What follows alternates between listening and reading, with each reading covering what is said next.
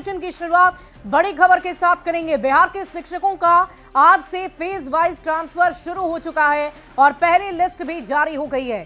शिक्षा विभाग के एसीएस डॉक्टर सिद्धार्थ ने न्यूज 18 से एक्सक्लूसिव बातचीत की और ट्रांसफर को लेकर बन रहे सस्पेंस को दूर करने का प्रयास किया। वहीं हेड टीचर, हेड मास्टर और टीआरई 3 के अभ्यर्थियों की पोस्टिंग को लेकर भी उन्होंने जवाब दिया है। एसीएस ने शिक्षकों को भरोसा देते हुए ये कहा कि शिक्षक परेशान न हो, सभी की बारी बारी से ट्रांसफर करने की प्रक्रिया जारी रहेगी और इसको लेकर रोज बैठक होगी।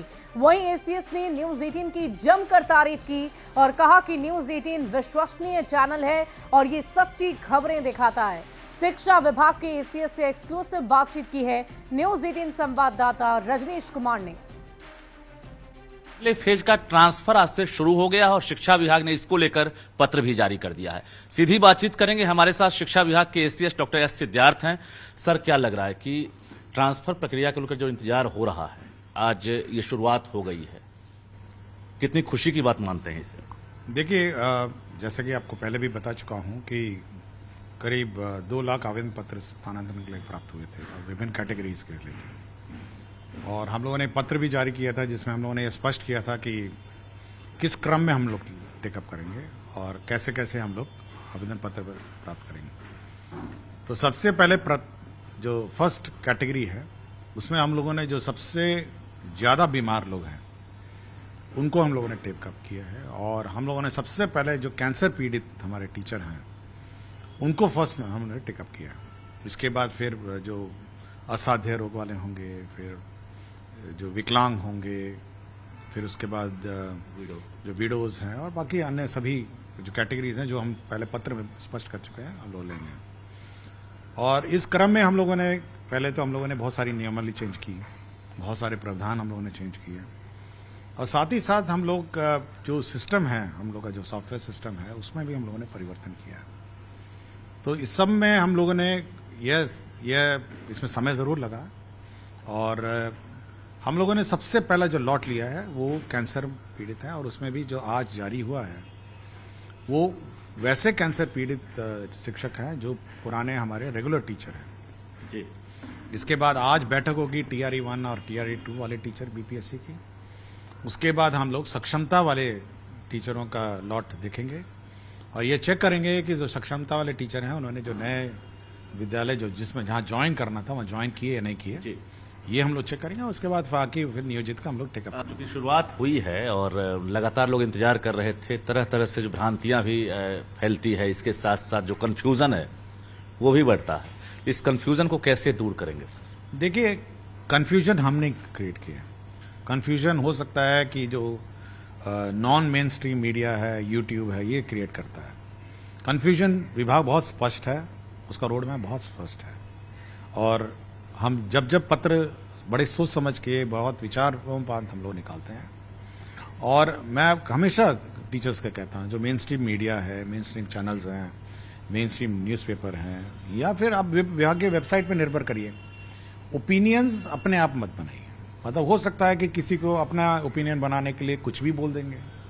यूट्यूब तो आज के दिन में यूट्यूब बहुत स्वतंत्र है ना, इसलिए मैं हमेशा कहता हूं कि मेन स्ट्रीम मीडिया है, न्यूज 18 आपका है, बहुत विश्वसनीय चैनल सब है जी है, बाकी बहुत सारे चैनल्स हैं। तो जो विश्वसनीय चैनल हैं ये सब बिना बयान लिए, बिना काउंटर चेक किए, बिना न्यूज को वेरीफाई किए कभी न्यूज नहीं चलाते हैं। तो ये शुरुआत हुई है, अब एक उम्मीद जगी है, खासकर अभी जो सक्षमता पास किए हैं, विशिष्ट वाले हैं, बीपीएससी टीआरई 1, 2 वाले हैं, पति पत्नी वाले हैं, तो अब क्या लग रहा है, कुछ न कुछ आप ब्लूप्रिंट तैयार रखे होंगे? देखिए, बहुत स्पष्ट है। जो शुरू वाले मामले हैं बहुत सेंसिटिव मामले हैं जिसको हम खुद देखते हैं और विशेषकर जो बीमारी वाले हैं, असाध्य रोग वाले हैं और विकलांग हैं और पति पत्नी वाले, इतने तो हम अपने स्तर पर देखेंगे। जहां तक दूरी वाले हैं तो हम लोगों ने उसके लिए एक सिस्टम बनाया हुआ है, सॉफ्टवेयर सिस्टम में है, सॉफ्टवेयर सिस्टम डेवलप हो रहा है, हो सकता है 3-4 दिन में उसका टेस्टिंग भी होगा। उसमें जो हमारे डीओ हैं उसके सामने स्क्रीन पे आएंगे कि मतलब टीचर का नाम बिना डिस्क्लोज किए कि ये ऑप्शन टीचर ने मांगे हैं, वो अपना उसमें वैकेंसी के अनुरूप उसको फिल करेगा और ऑटोमेटिकली वो लिंक हो जाएगा टीचर के चॉइस पर। देखिए, बहुत बड़ी बात कह रहे हैं। एसीएस ने अभी जो जानकारी दी है इससे बहुत कंफ्यूजन दूर हो गया है, क्योंकि लग रहा था कि 1,90,000 है, जिसमें खासकर जो डिस्टेंस मैटर कर रहा है वो परेशान हो रहे हैं। लेकिन एसीएस ने साफ कह दिया कि पहले फेज में ही टेंशन है, और समझ सकते हैं कि इसमें बहुत सारे डॉक्यूमेंट्स की जरूरत होती है, चाहे विडो हो, हैंडीकैप्ड हो, या फिर किडनी, लीवर, कैंसर, तमाम चीजों में डॉक्यूमेंट्स, मेडिकल सर्टिफिकेट की जरूरत होती है। और एक भी अगर गलती शिक्षा विभाग से होती है तो सवाल तो उठेगा ही। लेकिन इन्हीं चीजों से बचने के लिए देखिए, जो बड़ी संख्या वाली है उसमें, जैसे मैं हूं डीओ, सपोज मैं डीओ गया हूं, तो मेरे स्क्रीन पे आएंगे कि टीचर का डिटेल के बिना, मतलब टीचर का डिटेल नहीं आएगा, लेकिन इतने टीचरों ने आपके जिले में पदस्थापन के लिए आवेदन दिया, तो डीओ साहब 10 ऑप्शन देखेंगे और जहां जहां वैकेंसी है वहां स्कूल लगाना शुरू कर देंगे जी। अगर नहीं कौन करेंगे? हाँ, मतलब उसको पता नहीं चलेगा कि किस टीचर का आवेदन पत्र है। अच्छा, उसको केवल ब्लैंक दिखेगा कि इतने टीचर ने इतने इतने जगहों पे अपने आवेदन दिए हैं।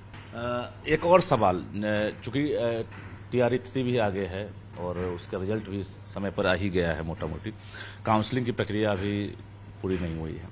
अब ये HT का जो ज्वाइन कराने का जो प्रोसेस है, खासकर उनसे भी आज से विकल्प जो मांगा गया था वो शुरू हो गया है आज से।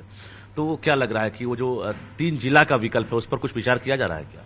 हाँ, तो विकल्प इसलिए तो मांगा गया है कि विकल्प हम कि जिला अलॉट करेंगे। बहुत लोगों का आपके पास भी लेटर गया है और हमारे पास भी फोन आ रहा है कि एसीएस साहब इसमें भी उम्मीद करते हैं कि वो ऐसा कर सकते हैं कि 3 जिला को 3 प्रखंड में कर दें। नहीं, आप जिला करिए ना पहले भाई। आप उम्मीद करेंगे कि आपका जिला जो आप प्रथम चरण में बोला है उसी में अलॉट कर देंगे आपको। आपसे उम्मीदें बहुत ज्यादा है बिहार के टीचर्स से। हमको किसी को कष्ट देने का तो उद्देश्य नहीं है। क्यों इतनी उम्मीदें बढ़ गई, ये बताइए। हाँ, क्यों इतनी उम्मीदें बढ़ गई है टीचर? नहीं, उम्मीद है कि उसको लगता है कि शिक्षा विभाग उनकी बात सुनेगा, करेगा, इसलिए उम्मीद बढ़ती है। धन्यवाद। हमारे साथ शिक्षा विभाग के एसीएस डॉक्टर एस सिद्धार्थ थे, जो बारीकी से महत्वपूर्ण जानकारियां दे रहे थे। यानी बिहार के शिक्षकों को अब टेंशन नहीं लेना होगा, टेंशन आप सरकार पर छोड़ दीजिए और सरकार ये चुनौतियां स्वीकार करती है। यानी एसीएस ने साफ कहा है कि हम इसे क्रांति नहीं मानते हैं और सबका धीरे धीरे ट्रांसफर होगा, जिसको लेकर हम खुद एक एक आवेदन को मॉनिटरिंग कर रहे हैं, एक एक आवेदन को पढ़ रहे हैं। हालांकि ये तकनीकी प्रक्रिया है, इसलिए थोड़ा वक्त जरूर लगा है, लेकिन आपको टेंशन नहीं लेना है, सबका ट्रांसफर होगा। और इसको लेकर हमने कोई टाइम फ्रेम अभी तय नहीं किया है, लेकिन टेंशन नहीं लेना है। और कहीं ना कहीं ये साल जो है उम्मीदों का साल होगा, इन्होंने भरोसा दिया है। जो बेरोजगार युवा है, डिग्रीधारी है, वो भी टेंशन ना ले। अगर वैकेंसी को कैलकुलेट किया जाता है TRE-3 की पोस्टिंग के बाद, तो निश्चित रूप से उम्मीद जताएं कि अगली वैकेंसी भी जल्द आएगी। कैमरामैन दीपक के साथ रजनीश कुमार, News 18 पटना। बढ़ते आगे।